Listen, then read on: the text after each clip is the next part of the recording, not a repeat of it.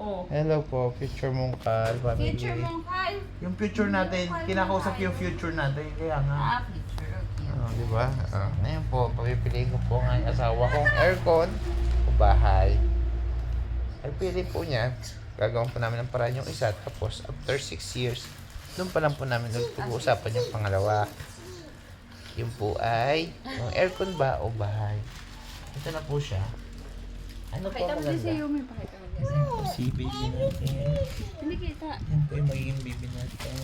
Magiging baby na natin yan. Ito po yung magiging baby natin. Ayan na po ngayon.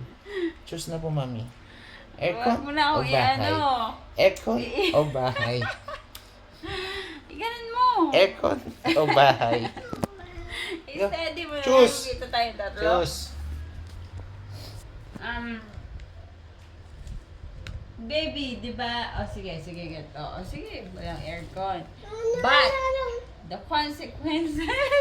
Mahirap to matapos na video na to kasi yun lang na aircon o But bahay. the consequences is you need to build baby's room. Okay, aircon o Yung- bahay. So, decided na po, bahay po. Wala mo na aircon. Yung, with you, Miss Room ha, dalawang room. Ibig sabihin, dalawang room with Okay, you. bye-bye po.